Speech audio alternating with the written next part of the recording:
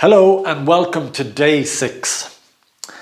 Thanks to everyone who reached out yesterday on the core question. It seems to have resonated with a lot of people, which is really great. It is that masculine line coming down, so it's really important for the work that we're doing across the 21 days. So today we're talking about the pleasing self, okay? Another good meaty topic.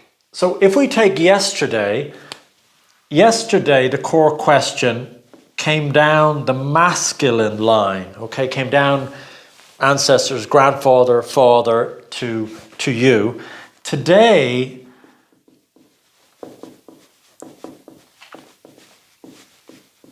the pleasing self comes down the feminine line, okay? It comes down from your mother, from her mother, up. So that's where it comes down. So how can I say that? Like, how does it work in practice? Well, when you're born, you are just your natural self. Okay?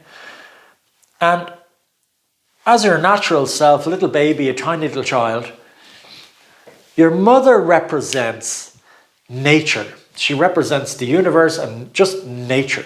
So she's meant to reflect, that on you, and you reflect it back to her. So your mother should see you as you are, just as you are, and validate you as you are. This magical little child, just your natural self. What has happened in our culture and society, and definitely, generation I was born into, is that, our parents were bought into a culture that you had to be something. It wasn't good enough that you were natural self.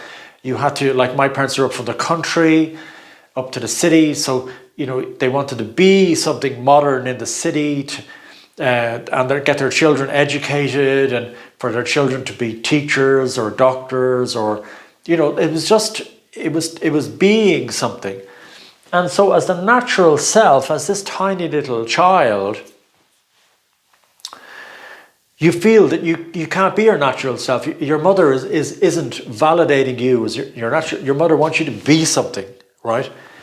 So the minute your mother does that, you then work out, I've got to be something. I've got to perform. I've got to, I can't be my natural self. I've got to perform and be something.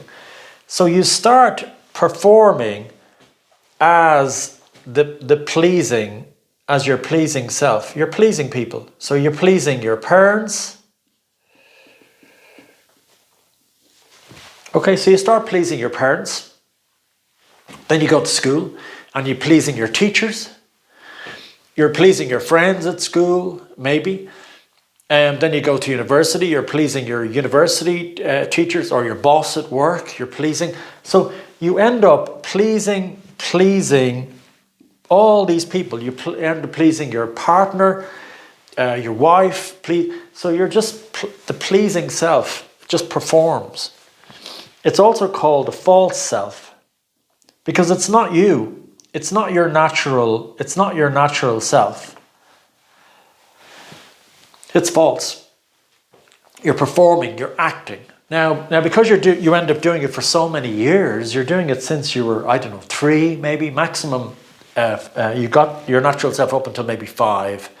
But after that, you're pleasing. So think of all the years you're doing this performance, you begin to think it's you. You begin to just think, like an actor who's doing it for so often, you just begin to think it's you, but it's not, it's false. And the reason it's false is it takes energy, just the amount of pleasing all these people, you just go, I keep on pleasing people. I just want to stop this. Is there something else I can do? So it is a version of you that is kind of do. In the pleasing, you're doing. And if we look at the different versions, we could say that natural self is version 1. Version 2 is the pleasing self. And then we need to move to the next version.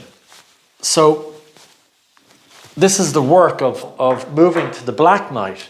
We need to move to version 3. Okay?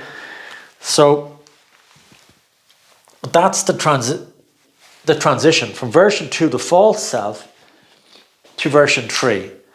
Now, what you can find is that's really difficult for people because they built up an identity around the false self. So, you could be, the doctor, or, like I was the IT guy. Like you have this identity, and then you go, without this false identity, without this false self, I don't know who I am. I didn't know who I was. Apart from the IT guy, I didn't know who I am. I became that person, And so lots of people find it difficult.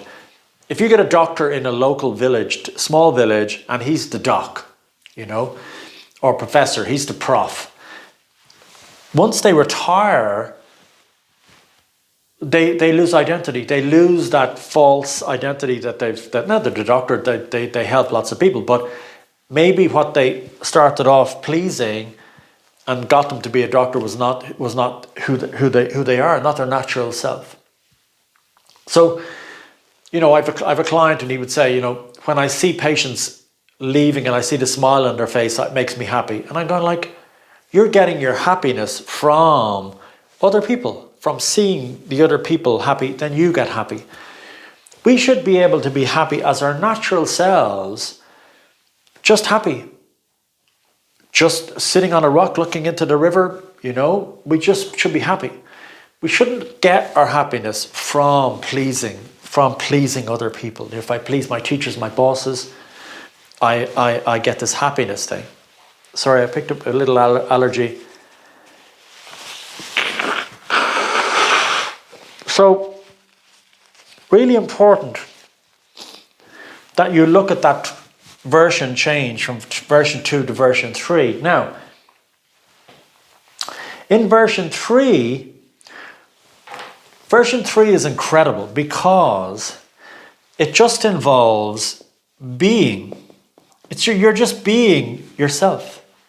Where here, it's about doing. Version 3 over here is about being. So you relax more. There's more flow. There's more help. You open yourself to the help. You realize I don't have to do it all myself. I can get help. I can allow the universe to help me. Whereas here in the false self, performance, you just want to do. It's, do. I'll do it all. I'll do this. I'll please this person, please that person. And it's really do. Whereas here, you just relax into yourself. It's a much easier, the whole world just calms down. It's incredible. It's really incredible. So this is what we do. We might say, oh, well, I didn't do. You did. Like, our society is not about our natural selves. We have to be something. We have to be something in the world. And it's our parents. It's not our parents' fault. In any of this, there's no judgment on our parents. I did it the same. I did it the same. My kids. You take your culture's transmission and you put it onto your kids. You want them to be something. It's extremely difficult.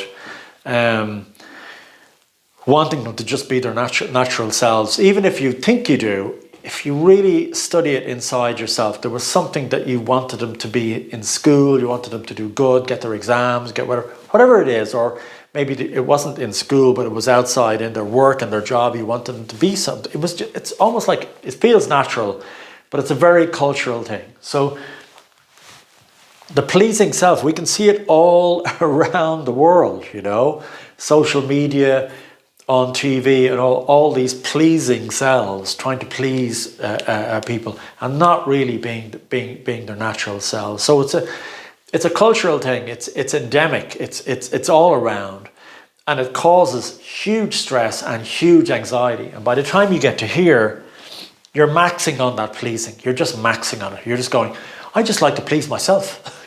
I just want to cut out a bit of time just for me. I've done all this. I've pleased everybody else. Can I just get a bit of time? And actually, you can have huge impact in this third version, because in this third version, you allow in the help. You really relax and you be yourself, and everybody picks up on that. They just pick up on you being you. You know, you're back to this natural self that you left behind. And that natural self is always with you. You know, that natural self is always inside you, never went anywhere. You headed off into the world as this performing, pleasing self, but the natural self is always there. So I'm going to give you a meditation this evening to connect with that natural self so that you can let that false self go and drop down into that more natural you.